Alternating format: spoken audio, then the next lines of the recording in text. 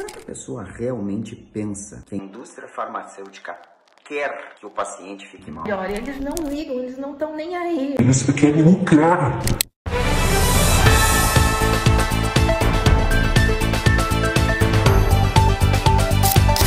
E agora, psicóloga?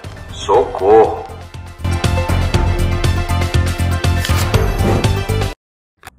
Olá, Priscila. Nós temos feito recentemente alguns vídeos explicando às pessoas qual é a farmacologia dos estabilizadores de humor, quais as indicações, contraindicações e efeitos colaterais dos medicamentos. Pois olha que na semana passada nós recebemos esse tipo de comentário. Os médicos falam desses remédios que eles prescrevem como se eles fossem o Lago dos Cisnes. Não tem nada pior do que você ser refém Dentro do seu corpo. Depois que eu passei a tomar todo esse lixo aqui, eu melhorei. Mas agora a gente pula essa parte. Vamos falar só das partes ruins. É vergonhoso o descaso da indústria farmacêutica conosco. Essa indústria maldita. Eles nem pensam em melhorar, eles não querem que a gente melhore, eles não ligam, eles não estão nem aí. Eles querem lucrar.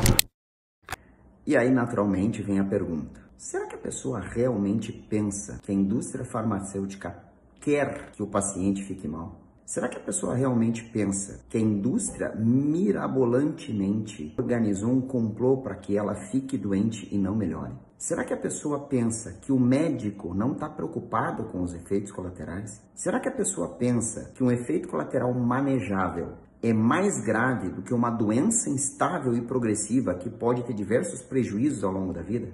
Priscila, qual é o mecanismo psicológico por debaixo desse tipo de distorção cognitiva? Explica pra gente, por gentileza. Eita. Então vamos lá. Nesse vídeo eu vou explicar um pouquinho o que está por detrás dessas falas, enfim. É muito comum as pessoas buscarem o viés de confirmação, começarem a acreditar em teorias da conspiração, que são ali essas informações que realmente confirmem as nossas crenças pré-existentes. Então, assim, por mais que muitas vezes aquilo ali seja infundado, que não faça sentido, se aquilo ali, né, tá indo de encontro com a minha frustração, com a minha ansiedade, com a minha falta de controle ali, eu posso realmente começar a acreditar que todo mundo é malvado. Por exemplo, a indústria farmacêutica, ela não estaria interessada, por exemplo, na cura das pessoas, ela estaria interessada em somente ganhar dinheiro. Então, assim, é aquela generalização que, então, todos os laboratórios são constituídos de pessoas más, de pessoas mercenárias, enfim, não faz sentido nenhum. Se a gente for parar para analisar as pesquisas, desenvolver essas tecnologias, manter uma empresa funcionando, buscar, né, estudos realmente qualificados, tudo isso custa um dinheiro, então acaba que a empresa tem que cobrar ali um valor. Então é importante a gente entender que a frustração do indivíduo diante de sentimentos como incerteza, ansiedade, falta de controle faz com que a pessoa tenha essa sensação de alívio, mesmo que essas explicações, se a gente começar a ampliar, digamos assim, não façam sentido nenhum. Então, acaba que a pessoa não percebe que, às vezes, ali num vídeo informativo, que está explicando tudo a respeito de como o tratamento funciona, o que pode ser feito para diminuir os efeitos colaterais, ela está ali só pensando no desconforto dela e ao invés de ouvir que de 100%, né, das pessoas que tomam, 5% somente tem efeitos colaterais e 95% são bem-sucedidos e não tem aquele efeito colateral, ela vai prestar atenção naqueles 5%. Ela vai prestar atenção nas pessoas que estão relatando ali experiências ali parecidas com a dela, entende? Ela vai buscar tudo aquilo que valide o que ela está sentindo, ao invés de virar e falar assim,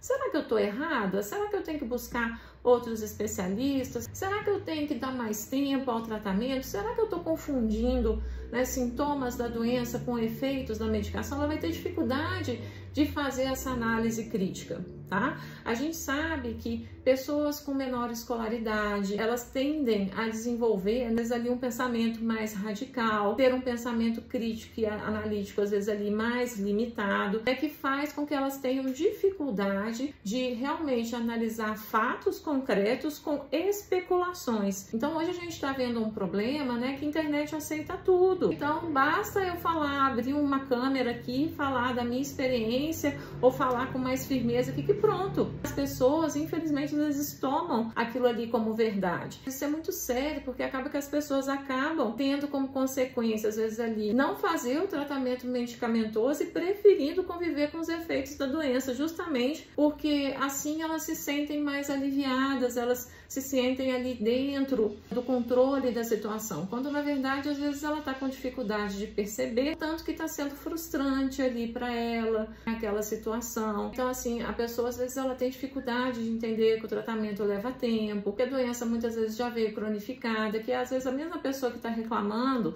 né, com ela, tem às vezes ali um padrão de apresentação da doença totalmente diferente. Às vezes a pessoa tem X tempo de tratamento, a outra tem Y. Então assim, não dá pra gente colocar todo mundo dentro de um potinho. Então é muito comum, frequentemente, quando a gente percebe essa questão da teoria da conspiração, as pessoas se unirem em grupos e realmente ficam compartilhando aquelas informações e se sentem ali de alguma forma validadas, aliviadas, e que infelizmente vai dando um problema muito grave pra gente, porque as pessoas não fazem o tratamento, começam a ver vacinas como algo do mal, né? A gente vê isso em outras questões da nossa cultura, da nossa sociedade, não só na parte do tratamento medicamentoso. Então assim, a gente tem que tomar muito cuidado o que você pode fazer aí para começar a ter um pensamento mais crítico, analítico. Eu acho que vale a pena a gente lembrar que a gente não deve tomar tudo que a gente vê na internet como verdade. A gente tem que tomar cuidado para não se basear só na nossa experiência, digamos assim, de buscar estudos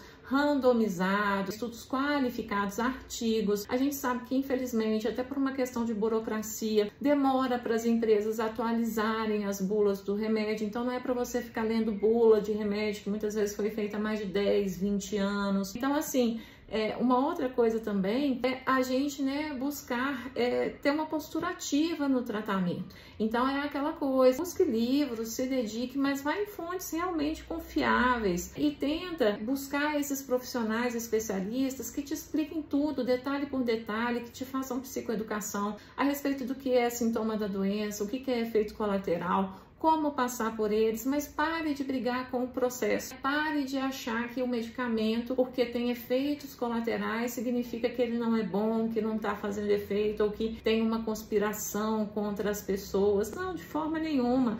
O médico, a psicóloga, o laboratório, ele está interessado, né, que realmente funcione.